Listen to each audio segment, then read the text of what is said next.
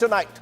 We'll also be talking to Sonam Wangchuk. Why has he been on a stir in Ladakh? But importantly, what are the risk factors facing the economy? Let's turn though first to the top headlines at 9. The state of the economy debate. Let's tell you what's making the headlines. On the show tonight, Adani Enterprises FPO is fully subscribed. Hindenburg research. Even as the political fallout continues, the Adani Group claims that now that its FPO is fully subscribed.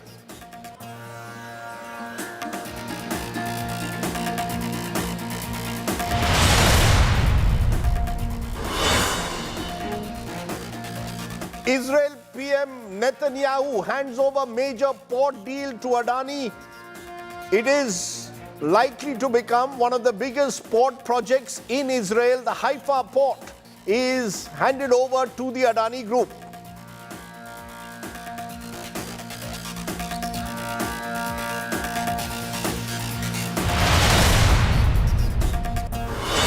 The Economic Survey of India pegs India's growth at pre-pandemic levels as India remains the fastest growing economy in the world as claimed by the International Monetary Fund. President Murmu delivers first address to Parliament, says today's government is a stable, fearless and decisive one. Opposition calls the speech a bundle of lies.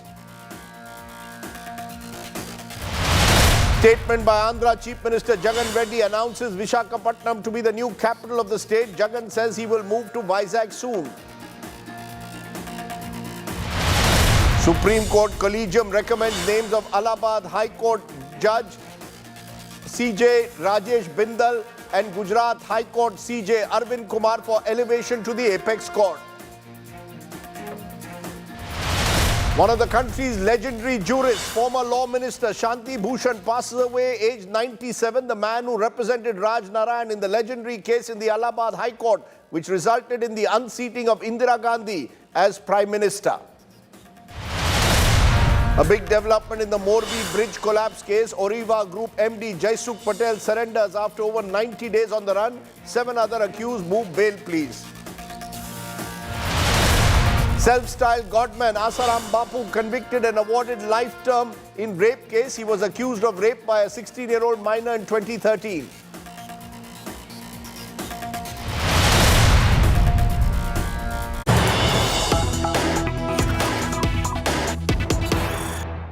But tonight's big story and our breaking news remains around the Adani Enterprises follow-on public offer that was fully subscribed this evening.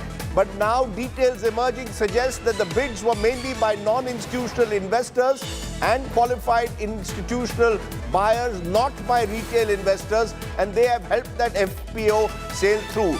The non-institutional investors quota is subscribed by 332%. Many of them include the family offices of some of India's top businessmen. Qualified institutional buyers quota was subscribed 126%. The retail quota, on the other hand, received only 11% bids. Employee quota received 51% of the bids. So clearly there has been an attempt to ensure that that FPO was fully subscribed and give a reprieve to Gautam Adani's group of companies that have been under severe pressure on the markets in the last few days. So that's the big story that's coming in at the moment. So the Adani Group gets relief after days in which we've seen that their FPO was under the scanner after the Hindenburg research report suggested several irregularities in stock manipulation, claimed a slew of shell companies and made various allegations against the manner in which the Adani Group of companies were being run. The shares took a complete battering over the last few days. And now there seems to have been some relief for Gautam Adani and his beleaguered group. That's the story that's coming in at the moment. Remember, this has also roiled the stock markets, but also Parliament today. In Parliament today, political parties particularly the opposition, raised questions and called for an inquiry into the Hindenburg report. Let's take a look at just how the politics has played out. Several political parties, opposition parties in particular, have... Okay, joining me now is Saurabh Majumdar, the editor of Business Today. Saurabh, how are you seeing this as relief for Adani? Is it a temporary reprieve, or does this mean that the worst is behind him, given that there was so much of scrutiny of this FPO and whether it would be fully subscribed? It appears at the moment that it's not retail investors, but actually NIIs, non-institutional investors, that some would say have bailed out Gautam Adani. Yes, Rajdeep, I think it's definitely a huge relief for the Adani Group because till yesterday there was no surety about what would be the final outcome of the FPO. But having said that, I must tell you that, retail investors typically would be staying away in these times of extreme volatility in the whole Adani Group stock. And you're aware of the kind of battering the stocks have taken across the group since the Hindenburg allegations came out last week.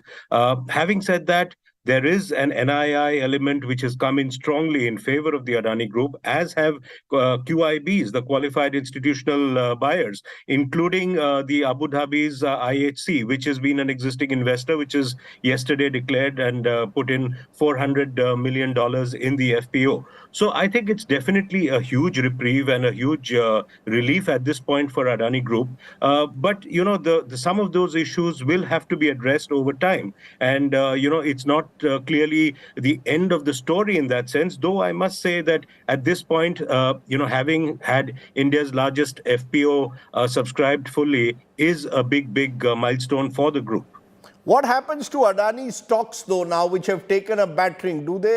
Is there a sense that because the FPO is fully subscribed, this will also slowly but surely result in stock value rising, or will that depend entirely on whether retail investors in particular, there haven't been too many in the past in Adani stocks, will they sort of now have confidence after what's happened today? Well, it's certainly, there is a level of confidence which will come as a result of the FPO fully being subscribed. But having said that, as I said earlier, some of those questions which Hindenburg has thrown up do remain. And those will be sort of doing the rounds even as we speak and in the days ahead. But I think at this point, the worst for the stock, at least the battery of stocks, would be behind the Adani Group. And, the market would also be hoping for a sense of calm because this was really, remember, this was a big milestone. And there was a lot of expectation about how the FPO would pan out. And, there is also, you must remember, Rajdeep, that when investors put in money, there would be the question that why have people put in money when the stock, the offer price of the FPO is at a higher level than the market price. Now, there is this argument that when you put in, if a large investor were to put in money in the secondary market, there is a possibility of the stock rising sharply. That would not happen in an FPO because the stock price is given. So there are these factors which are playing out, and therefore the NIIs and QIBs have sort of put in. But remember, the retail investor has stayed away. And unless the retail investor gets a clear sense of calm and clarity as far as the stocks and the movement of the stock prices goes, I don't see retail investors really, and also the floating stock is still low, as you rightly said. Of course, the FPO addresses some part of that, and also the debt. But I think there is going to be, it's not fully over yet, let us say. But at the same time, this is definitely a big relief for the Adani Group for the moment. Okay. Editor of Business Today, Sonam Wangchuk, appreciate your joining me here at the top of the news today. Thanks very much for joining me. Now, all of this, of course, coming a day ahead of the union budget and on a day when the Economic Survey 2023 was released. The big takeaways on the Economic Survey: 6 to 6.8% growth is what the survey predicts for 23-24. 7% growth is predicted in the current fiscal. India back to pre-pandemic levels. Interest rate may stay higher, though, due to concerns that remain over inflation.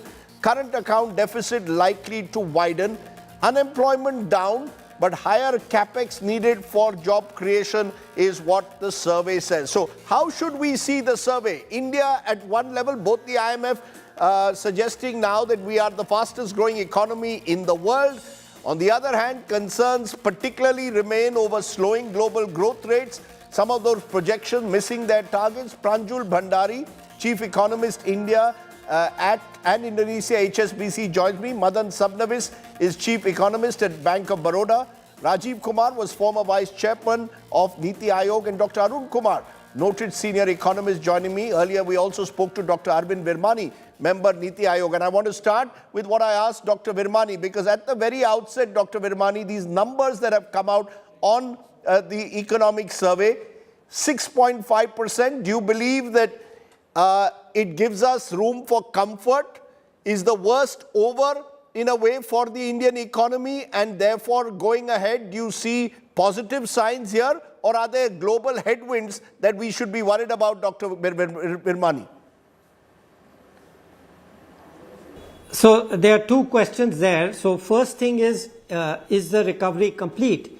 And as those of us who have been following this over the last 3 years have been saying, that we had the first wave and the second wave, and the first wave had a stronger negative effect, and we had recovered from it by the time the second came, and it had a negative effect, but it proved to be slightly less than the first wave.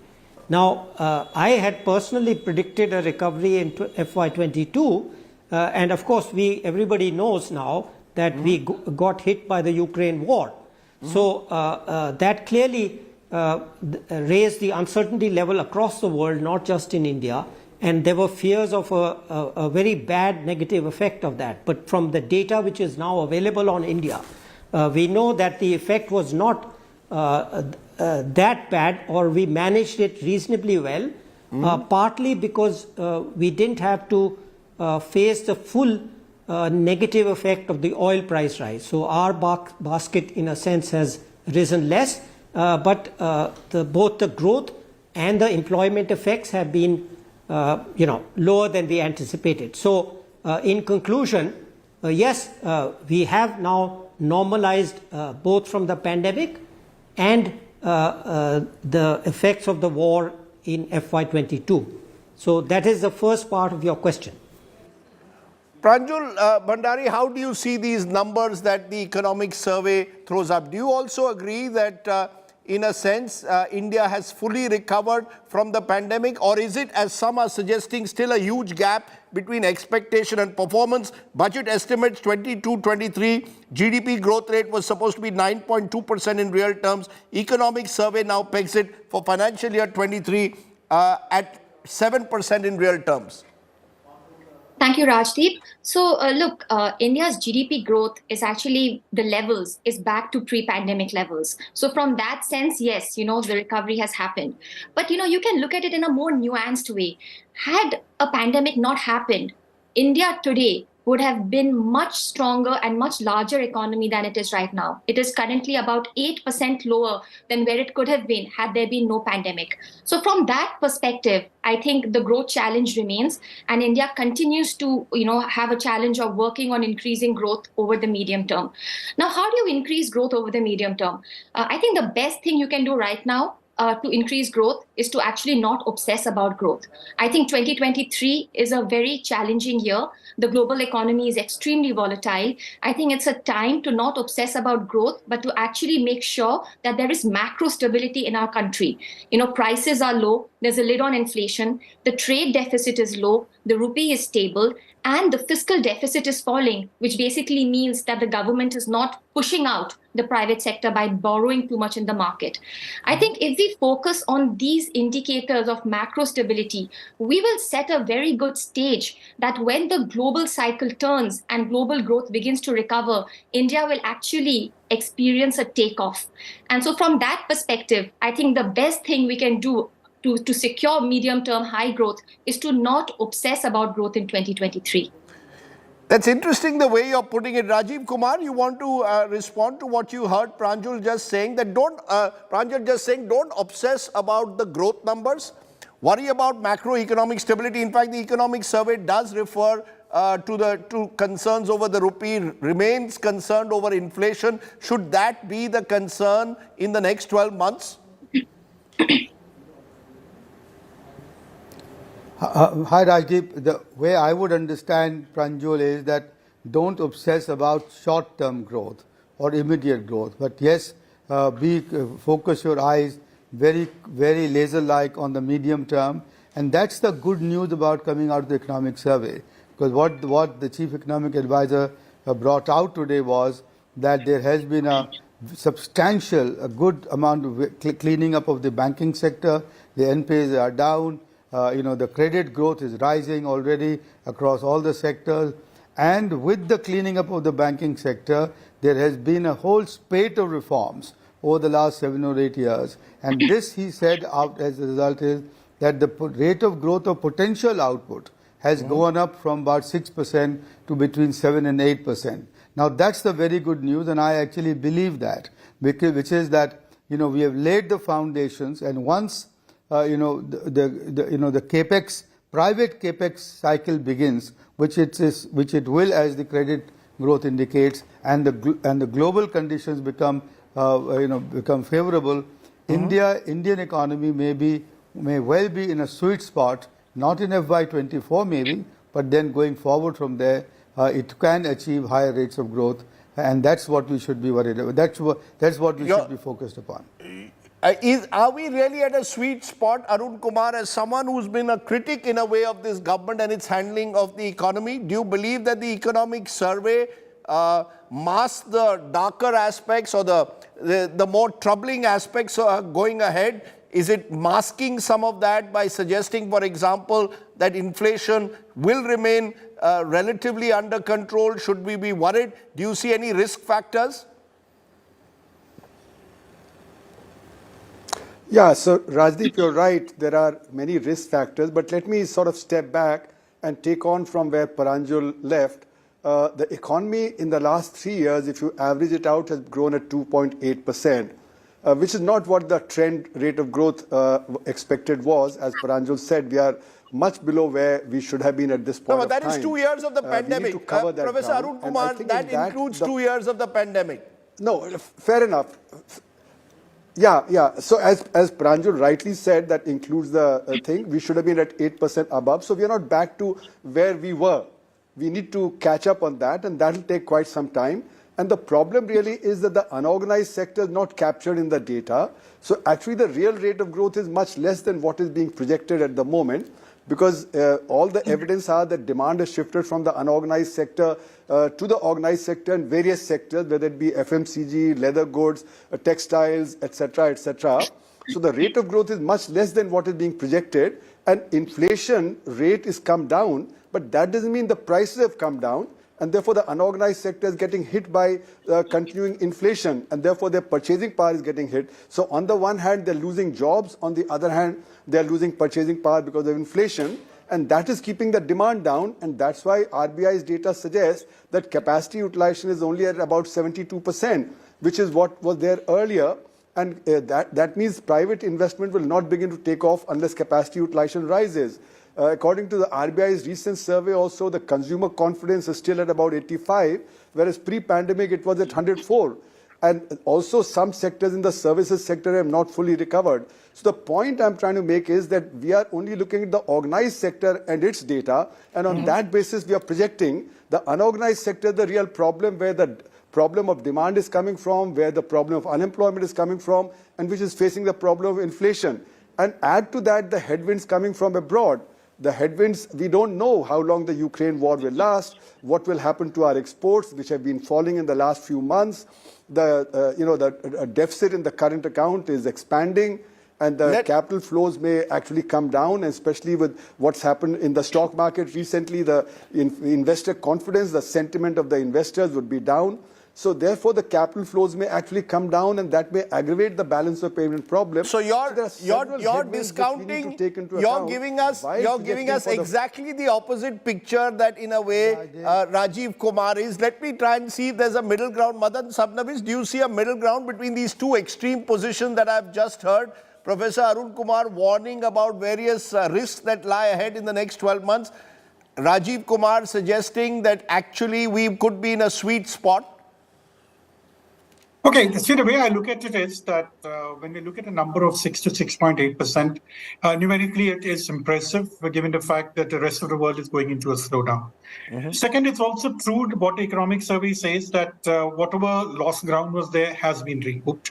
But the reality is that even before the pandemic struck, I think we had a number of problems. We had low economic growth, I think it was less than 4%. We also had problems in terms of employment generation. We had problems of consumption not increasing. So therefore, we saw the consumer goods industries continuously underperforming. And we also saw the investment rate in the economy being very stagnant. So what we see today is that while we have a growth rate of, say, 6.5%, which is definitely good, we have an investment number, gross fixed capital formation rate, which is in the region of 27 to 28%. If I compare that with what it was at the best of times, it was in the region of 33 to 34%. So definitely, we are far off from our potential, what we had when growth was 8 to 9%. Now, it's quite interesting that today we're talking in terms of a medium-term normal growth rate of 7 to 8%, when there was a time when we spoke of 8 to 9%. So definitely our expectations have come down. So the way I look at it is it's a long journey for us, and it cannot be achieved in a couple of years' time. It's going to be a very slow process as we keep growing. And the important thing is job creation, because the moment you create jobs, you create income, you create spending, you create investment, it becomes self-fulfilling. You know, we are discussing this, Pranjul Bhandari, on a day before the union budget and heading up to an election year, a general election year in 23-24. There is the challenge of fiscal consolidation on the one side. There will be pressure on the other hand to give SOPs to various groups. There is a concern over how do you stimulate investment, how do you stimulate demand on one side, and on the other hand, a slowing global growth that clearly is there. Given these conflicting sort of challenges in a way, and I'll put up some of those numbers there in a moment, how do you see the government navigating what appears to be a difficult year that lies ahead? Yeah, I think the best thing the government can do tomorrow is be boring. Basically, play it safe, play it like Rahul Dravid, not be in a big hurry, to score a lot. And when I say this, I mean things like, they've promised a lot in the past. They've done some good things in the last few years. They've promised that they'll bring down the fiscal deficit year after year till it goes into sustainable levels.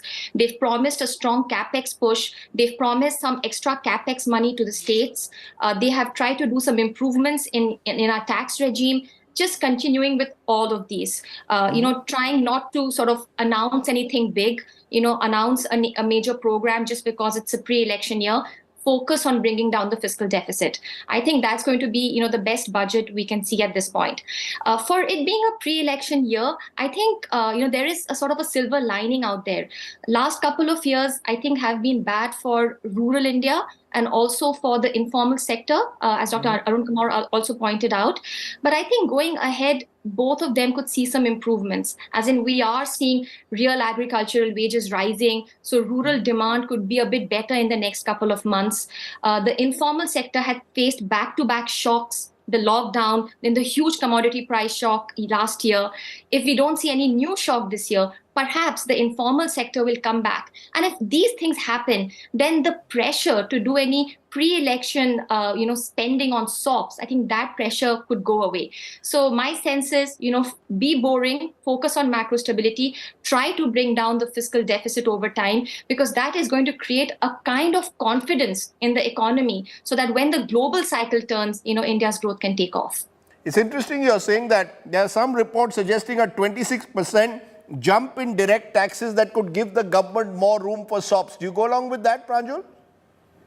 Well, look, I think at this point, any increase in direct taxes, and I think, 26% looks very exaggerated to me. I think if a nominal GDP growth is going to grow by about 11%, then we'll see tax growth in the about 11 to 14%. So 26% seems very exaggerated. But yes, if we do see any increased revenue, my sense is it should go for capex. And we've seen that in this government. They do a lot of capital expenditure. For them, it doubles up as a social welfare scheme. You create capacity, you build a new bridge, you build a new highway, but you also give employment to the person in the short run who's building, that infrastructure. So my sense is any extra money, put it to capex. Rajiv Kumar, we had a mood of the nation survey only last week, 73% of the people surveyed said the job situation they faced was serious or somewhat serious. And at least over 60% felt that their incomes had not changed over the last 6 months or had worsened. So there are serious crises, particularly still at the bottom of the pyramid. Going ahead, looking ahead to what happens tomorrow and beyond, do you believe that the government needs to address those serious situations that exist in sectors of the economy? Professor Arun Kumar has gone on in the last several months now talking about what he believes is an MSME sector that is still to fully recover to pre-pandemic levels. It is quite clear, Rajdeep, that the K-shaped recovery, which implied that the MSME sectors had suffered much more and has not recovered, is a fact. But the economic survey also points out that the rate of growth of credit to the MSME has been more than 30% last year. So the credit has started going there because of several schemes that the government undertook. Now, what you need is that the extra money should go into the incentivizing the growth to the MSMEs by various means, but which will be in the nature of a capex measures and not handouts of any kind. The fact of the thing is that if the government increases the capex the way it has done, it's gone up 63%, I believe, in the first half of this year over the last year. That will then have the multiplier effect, as the economic survey points out, of up to 4, and that will then create jobs as well as create the improve the infrastructure and the MSME sector. Now, the informal sector, the way to grow it is to make it more competitive by improving its access to credit. Now, for which there is the account aggregator scheme that has come along, for it to give it better technology, access to technology, and make it globally competitive so that India can connect with the regional and global supply chains. And that is what is happening to a large extent because of the redefinition of the MSME sectors.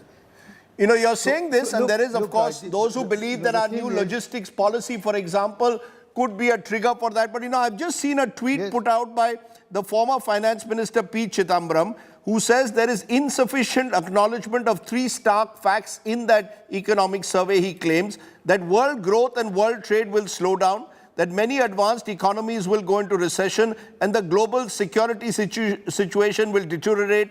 If all 3 materialize, the economic survey is silent about how to manage the Indian economy. Now, this is, of course, an opposition leader, Madan Sabnavis, but do you believe that not enough attention is being paid to the possibility that global headwinds could continue to result in a slowdown of the economy and then its impact on demand, on consumption, on investment, indeed on jobs?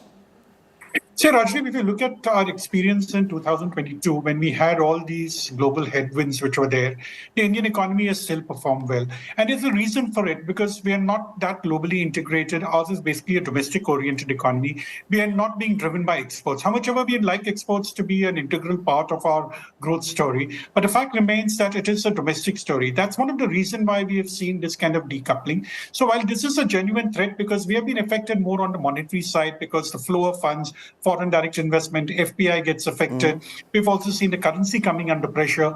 But in terms of basic demand, I think because we are domestically oriented, that gives some kind of strength to us. And that's the reason why the economic survey probably has not harped too much on the global headwinds coming in the way of growth. So I think the number which we're talking of, 6 to 6.5%, is very realistic, because if you also break it down into the various sectors which constitute this GDP growth, we can see almost every sector showing some potential, either statistically or in the real sense, like agriculture or the public administration sector. So I think it's a fair kind of a judgment taken by the economic survey. You know, Professor Arun Kumar, on the other hand, I've had a government spokesperson who sent me a message on WhatsApp while you were sort of giving the darker side of what lies ahead, saying, please tell Professor Arun Kumar we are the fastest growing large economy. Look at the IMF numbers. That is having an impact. There is job creation that's slowly but surely happening. The numbers are looking better now than they were 12 months ago. Why only present the glass as half empty? No, so definitely, I mean, things are better than what they were 12 months back, but that's not a point of comparison. I think the point of comparison should really be what's happened on an average over the last 3 years and whether we've gone back to the trend that was there earlier. And as Pranjul rightly pointed out, we are way below where we should have been if this pandemic had not come. So we've not recovered from the pandemic's impact in that sense. And what I'd like to point out is that, you see, at this point of time, what we need to do is we need to incorporate the unorganized sector data into our growth rates. That we are not doing. We are assuming that the unorganized sector is growing at the same rate as the organized sector because of the 39 sub-sectors of the unorganized sector that are measured in the GDP, 29 are measured by the organized sector data. So therefore, we are largely assuming that if the organized sector is growing, then the unorganized sector is also growing, which is not correct. Now, what's your assumption of the unorganized sector at the moment? So what I've been arguing is that if you look at various sectors like textile, like leather goods, like, What's the data that you have to say that the unorganized sector is not growing? Over the last because the demand has shifted, you look at the FMCG sector, you look at the textile sector, you look at the leather goods sector, you look at the luggage industry, look at the retail trade sector. In all of these, the demand is shifted from the unorganized to the organized sector, and there's a decline of about 10%. Some of the unorganized sector people say there's a decline of 30%, but even if you take a 10% decline, that's a very large decline in the unorganized sector. And that's why the rate of growth is much less than 6 or 7%. That only represents the organized sector growth. And that's why the problem of demand keeps coming back into the Indian economy, which is there, as Madan Sabnavis rightly pointed out, before the pandemic also demand was low, the rate of growth was dropping. And the same thing is happening now. Rajdeep. So that's why my argument is that we need to step up our investment in the rural sector. We need to step up our investment in the unorganized sector, help it, as Rajiv rightly said, that we need to help the micro sector, and unfortunately the policies for MSME don't reach the micro sector.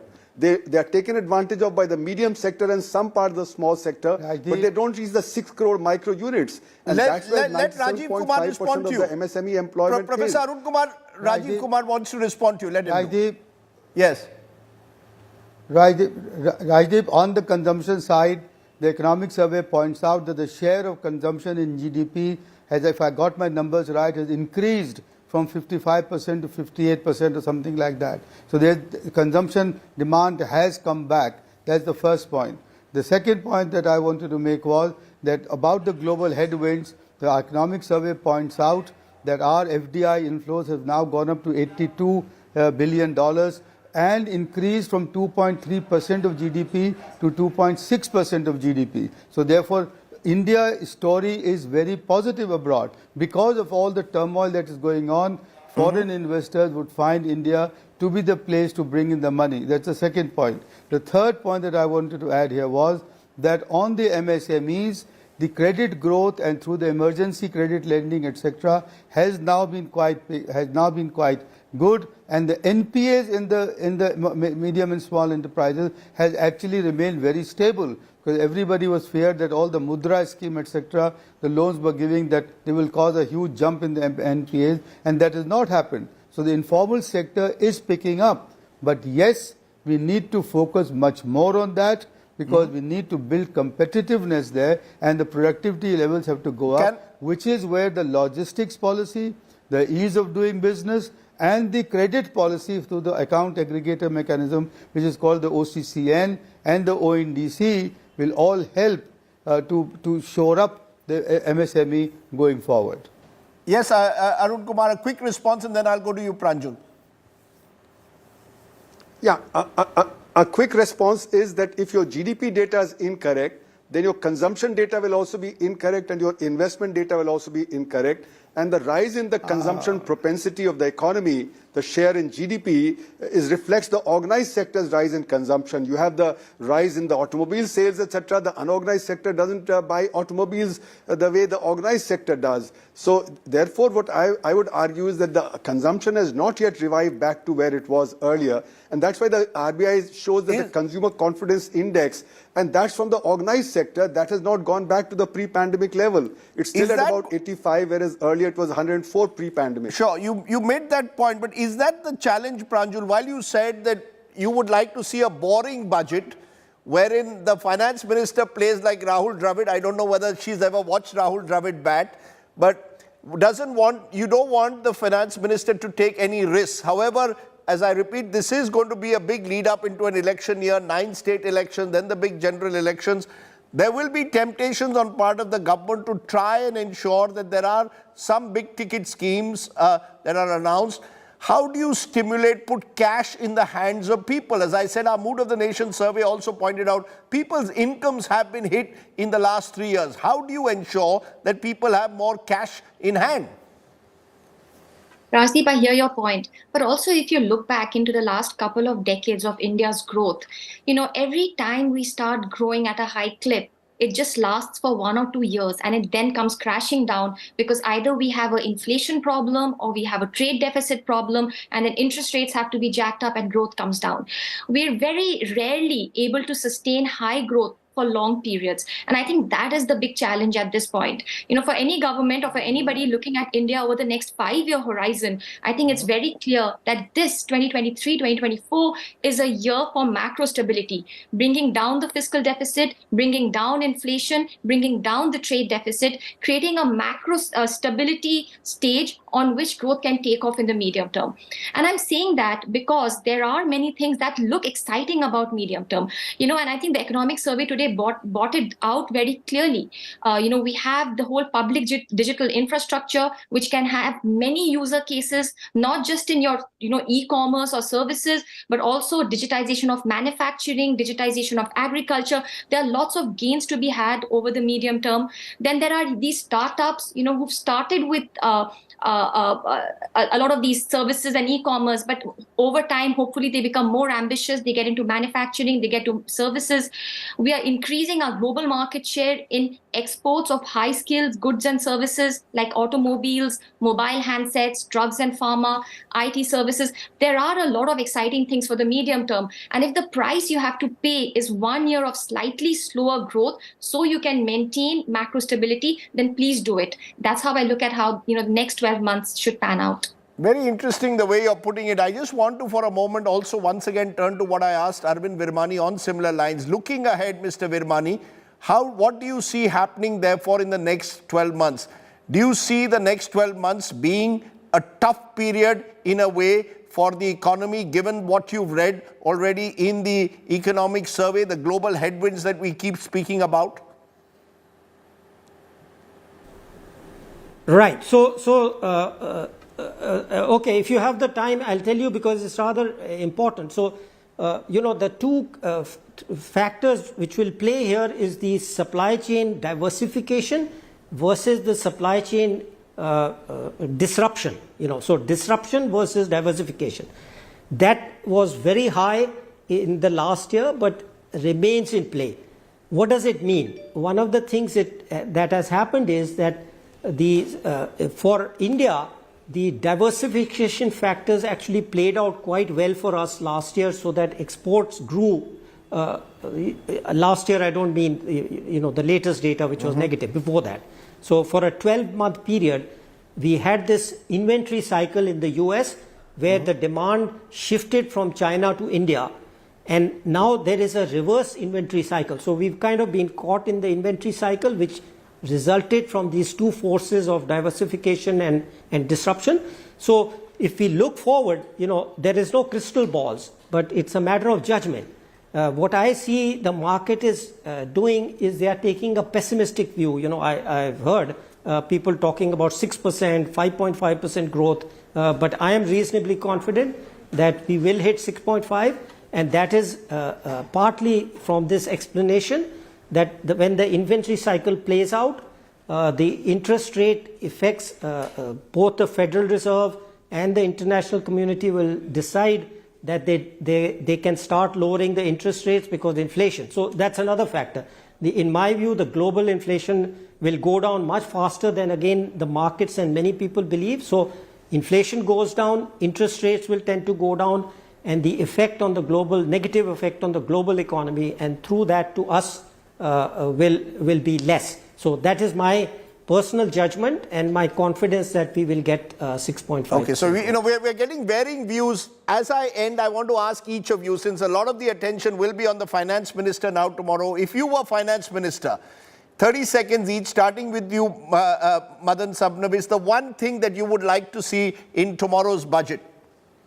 See, I think what I would like to see is that we finally do address the concerns of the middle class, and we give certain tax breaks, savings breaks for the salaried earners, because I think this issue has been deferred every year, saying that you have to wait for some more time. So given the fact that we will be looking at the government moving along the fiscal prudence path, lowering the fiscal deficit, but definitely there should be certain things given to help both consumption as well as savings. So tax breaks is what you recommend. Professor Arun Kumar, 30 seconds. What's the one thing you'd like to see? So what I'd like to see is that the micro sector be taken care of, agriculture incomes to be raised, and indirect taxes to be lowered, especially on petrol and diesel, because that will reduce the level of inflation in the economy. So employment and inflation are the two things that I'd act on. Okay. Dr. Rajiv Kumar, what would you like to see? I would like to see measures which will trigger the private capex cycle, which will improve the investment, private investment in the economy, and improve therefore the investment cycle. Also, the monetization of public assets, that will help both in the reduction of debt as well as giving more space to the private investment, because it is private investment which will drive this economy forward. Final word to you, Pranjul. What would you like to see apart from the finance minister batting like Rahul Dravid? Bring down the fiscal deficit as promised, because today 50% of the net tax revenue is being used to service the interest bill. And if I can sort of add one more in, improve the tax regime, moving towards lower exemptions, lesser loopholes, lesser disputes, and one last one, getting away from an import tariff sort of regime. Every year we are raising import tariffs on a variety of goods. It's actually increasing inflation in our economy. That's an important point there that you ended with. Clearly, the budget is already written. It's already out there in that Bada Khata. So whatever we recommend, or we know that the finance minister can at best think about it without necessarily putting it in those budget documents. But clearly, we are possibly heading towards a tough year in many ways, but also some would argue a year of opportunities. I thank all my guests for joining me on the state of the economy based on the economic survey that's come out today. Let's take a break at this point. When we return, we're turning to Ladakh. Why is Sonam Wangchuk, the Magsaysay Award winner, been on a 5-day stir in the snowy mountains? We'll find out on the other side.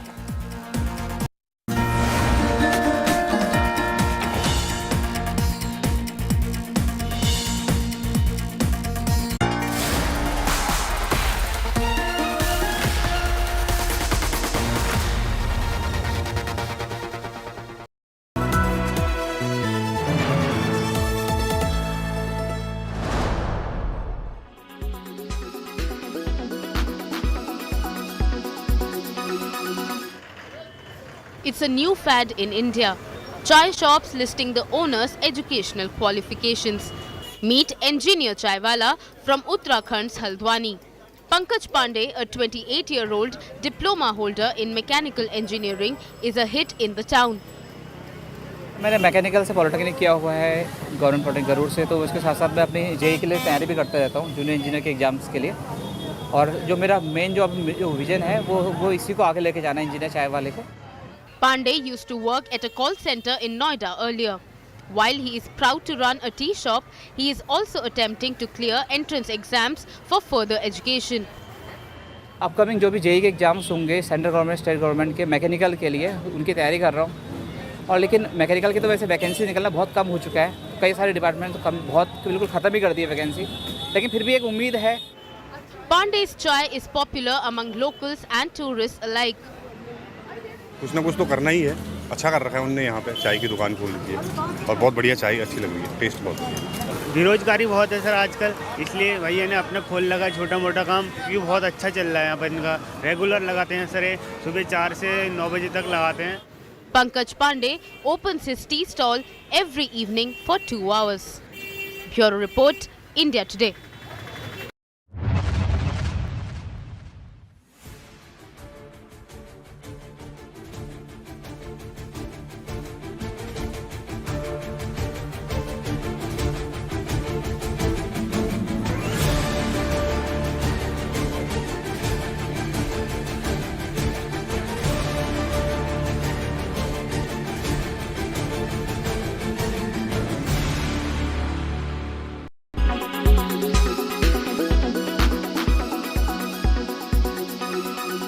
Make your media plan smarter with India Today Live TV on your connected devices.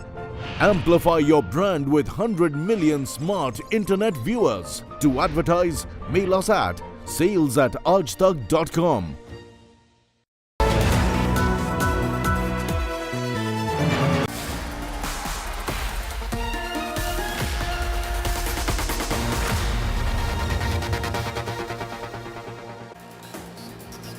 Welcome back. You are with the news today. I want to turn to our newsmaker today. Remember the film Three Idiots? Well, it was based around Sonam Wangchuk, the Ladakh-based climate activist who, in a sense, has focused on Ladakh's environmental issues. Now, he's just completed a 5-day climate fast in -20 degrees. It finally concluded last night, but he is raising several concerns. Why is one of India's leading climate activists on a hunger strike in the snow in the peak of winter? Let's try and find out. I spoke to Sonam Wangchuk earlier yesterday, and I began by asking Sonam Wangchuk that why was he on, what was driving him to do this? Did he really believe this fast was necessary at the moment? Was it a demand for separate statehood for Ladakh, which became a union territory 2 years ago? Is that what he was asking for? Or was he asking for some kind of autonomy for Ladakh, without which he felt the state would become isolated and vulnerable to rampant industrialization? Listen in to why Sonam Wangchuk said he was on a 5-day stir. Well, Rajdeep, initially it was about the safeguards of these mountains and the people and their culture, which is in fine tune with the nature here. Which we expected from the government after we got what was much more difficult, that is UT. Now, after UT, everyone expected like a no-brainer that we'll get safeguards for this region under the 6th schedule of the Indian Constitution, because the tribal population here is 97% as against 50%, which is normally required. And initially, the government had assured Law Ministry, Home Ministry, even the Tribal Ministry. Mr. Arjun Munda personally wrote to me assuring that it is being done. And then for 3 years, nothing has happened. It's dilly-dallying, and government has evaded answering anything, and very soon it became like a crime to speak of 6th schedule safeguards for Ladakh.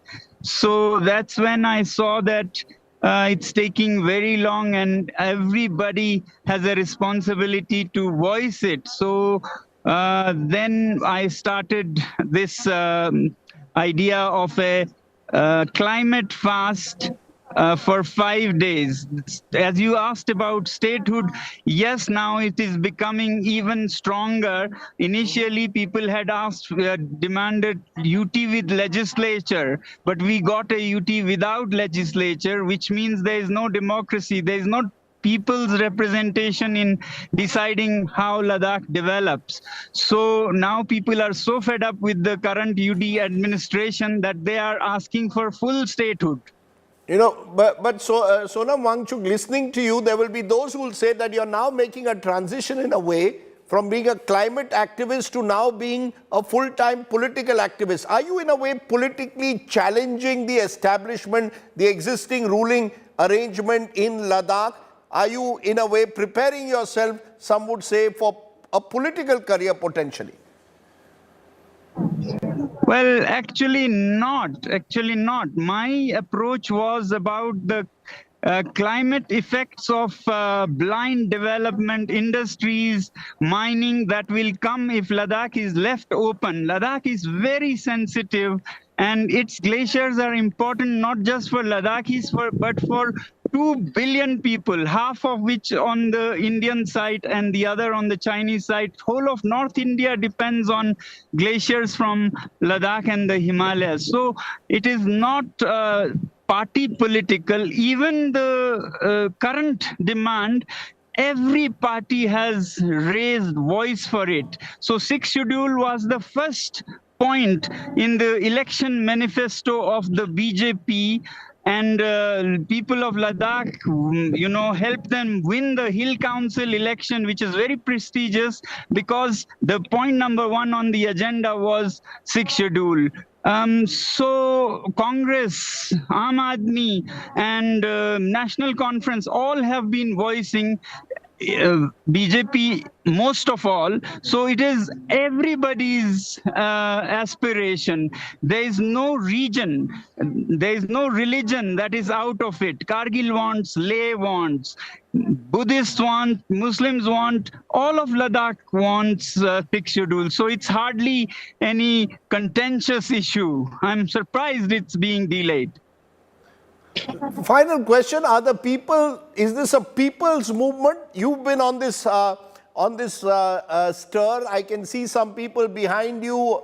Are you saying that people from across Kargil, Ladakh, Leh, all fully with you? That they are now? This is going to become a protest movement. And are there reservations in a way about the? Are there any reservations about in your mind about challenging the establishment by going on this hunger stir? I'm surprised that there is no difference at all. When you ask, are the people with you? They are with me right here. Maybe you can pan the camera. They are like Tupstan Sewangji is the top leader, the most senior leader. He's here. The Sheikh from Islamia, Imamia, Anjuman Imamia, who heads that. People from Kargil are here. People from Leh are here. They are here on my last day of fast, the 5th day, joining me for an anshan. The Christian community is represented here, and all of them are praying and keeping a one-day fast. Very interesting, those images you are showing us. My final question, Sonam, what's next for you? Will you continue? You're ending this stir now. What next for you? Well, I very much hope that, I very much hope that this loud voice from everybody in Ladakh, all regions, all religions, all political parties, reaches the highest levels. But if not, then I had always said this is a symbolic anshan, sanketik anshan. The next, if it doesn't happen, it will be 10 days of fast, and then next it will be 15 days, 20 days, till I keep breathing, I'll go on. Very interesting. A part of the country that often gets neglected. In the focus also on Jammu and Kashmir, do not forget that there is now restiveness in Ladakh. Sonam Wangchuk, appreciate your joining us. He's a symbol in a way of that restiveness in Ladakh, demanding greater autonomy. Thanks for watching. Remember, just a reminder that tomorrow our special coverage starts from 6 a.m. onwards on Union Budget 2023. What will Nirmala Sitharaman's Bara Khata have to offer this time? It is the last major budget before election year next year, and therefore will be looked at very closely. Special coverage here on India Today on Union Budget, and we have a stellar lineup of guests who will be joining us right through the day to decode Budget 2023. Thanks very much for watching. Stay well, stay safe. Jai Hind, Namaskar.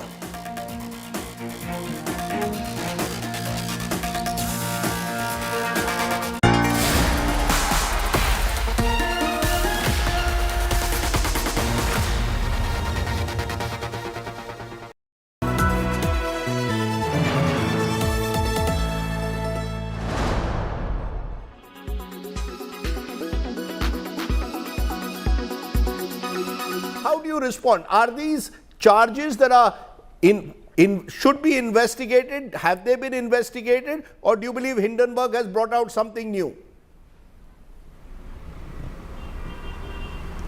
As a research analyst, I must commend the Hindenburg report because they have made a persuasive argument, fully supported and documented with facts, either from government agencies' investigative reports or from the company's disclosures.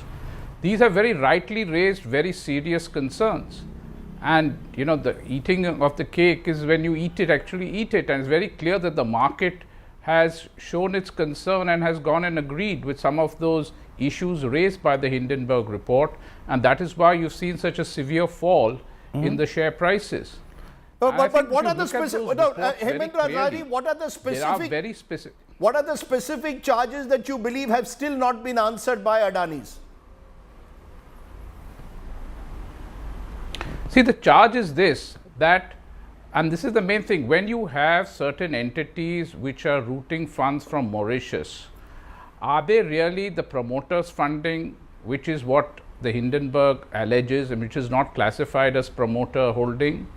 And where is the source of funds? Because they have raised some very valid issues and they've given examples of certain companies which are kind of shell companies, which hardly have any employees, hardly have any business, but they seem to be routing massive amounts of money into the Adani group of companies, and the Adani group of companies in turn is sending monies back.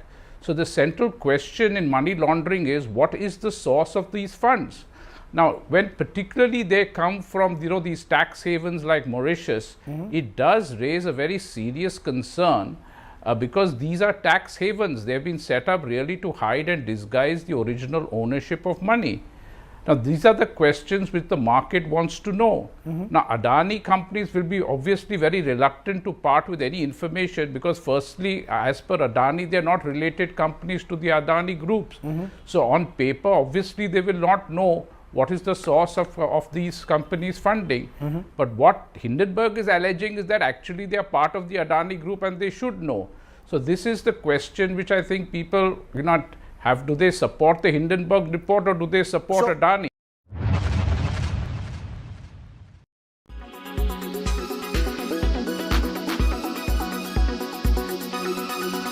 Make your media plan smarter with India Today Live TV on your connected devices.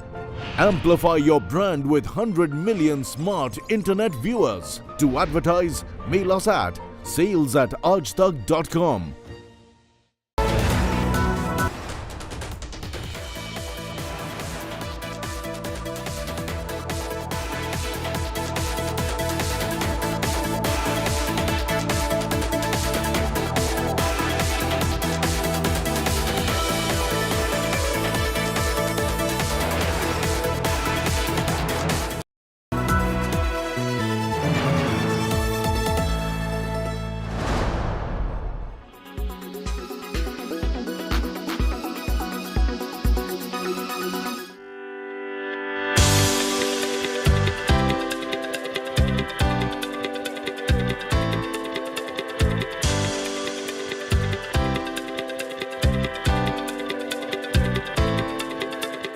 Athleisure has become quite the trend post-pandemic and is here to stay in 2023.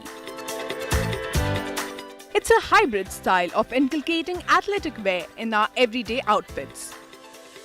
I think the word here is most comfortable, in fact, not just comfort. You feel, very liberated in those clothes. It feels like a second skin, literally. And, you can go out in them, you can sleep in them, you can go to the gym in them. So, yeah. Initially popularized by women, Athleisure has branched into men's clothing now. The market acquisition of Athleisure is growing rampantly. They are even replacing traditional activewear and even cutting into jeans sales.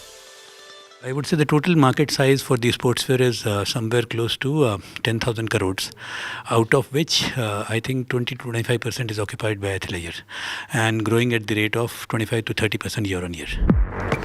Athleisure has carved out a niche for itself in the clothing industry. Nowadays, everybody is so, especially post the pandemic, everybody's just so, health conscious, and you see so many people out on the road doing some sort of activity or another. And, every other corner there's a gym, or there's some people doing something physical, which is great. So I think, people tend to be usually in their athleisure outfits, I would say, through the day.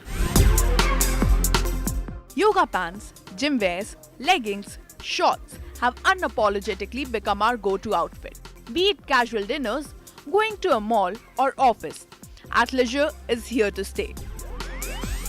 The craze over sneakers has made some of the top international Co-powered by Samsonite. Tested like Samsonite.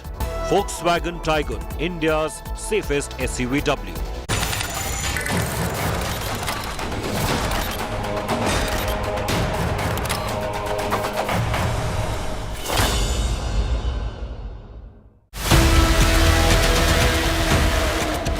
BJP MP and lawyer Mahesh Jethmalani drops a bombshell. Examined threadbare, unlike the BBC documentary, right? The entire evidence on record. Please familiarize yourself. Accuses the BBC of taking money from China. They've taken money from Hawaii for a long time, and there's been venomous anti-India propaganda, complete lies spread about the Indian Army's activities in Kashmir. Mahesh Jethmalani accuses the Congress of peddling Chinese agenda in India. The Congress hits back, says don't deflect from the BBC documentary. If the Member of Parliament has got solid evidence, he should go before the appropriate oversight body in England and expose the BBC in Britain and expose the BBC. The BBCs are publicly funded. If BBC taking money from China, put evidence in public domain. The political fight over BBC Huawei link is our top focus on India First. So Mahesh Jethmalani has come out all guns blazing on the BBC documentary on Prime Minister Narendra Modi. He's questioned the timing of the documentary. He's questioned the funding of BBC, especially its overseas projects being funded by a Chinese entity, Huawei. The Congress, of course, sees this as deflection tactics. Mahesh Jethmalani joins me on India First for more on the BBC's Huawei link and why he suspects a China link to the targeting of Prime Minister Narendra Modi during India's G20 presidency. I'm Gaurav Sawant. As always, let's get started with the headlines.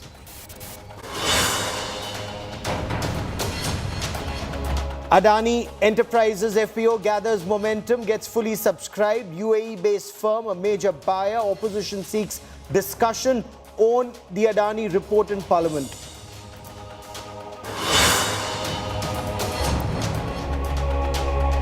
Israel's Prime Minister Benjamin Netanyahu hands over the prestigious Haifa port to an Adani Group-led joint venture. This a year after Adani and Israel's Garrod Group secured rights to buy 100% shares of the port company.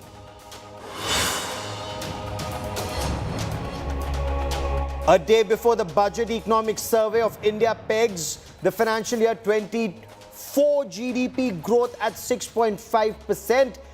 India remains the fastest growing economy in the world.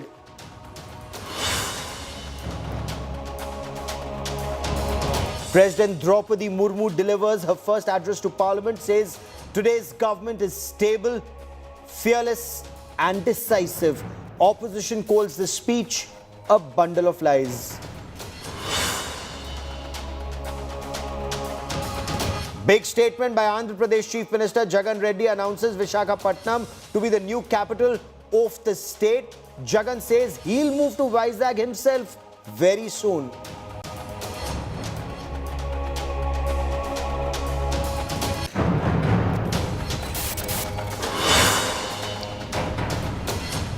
The political fight over BBC's documentary on Prime Minister Narendra Modi is our top focus on the show. In a fresh salvo, the BJP has alleged a China funding link to BBC and the documentary that questioned Prime Minister Narendra Modi's role in the 2002 Gujarat riots, claiming that BJP is anti-India.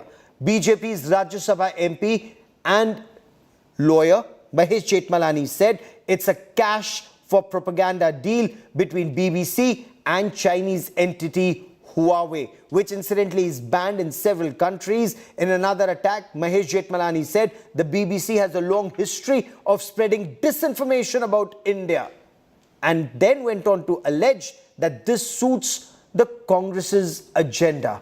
The BJP also claimed that the documentary was being used to torpedo India's growth story. The Congress, of course, asked for evidence to be put in public domain. The BJP's back-to-back attacks, especially after the UK magazine Spectator went on to say that the BBC uses funds from a Chinese company, Huawei, for its overseas propaganda operations. That story went viral and was tweeted by Mahesh Jethmalani.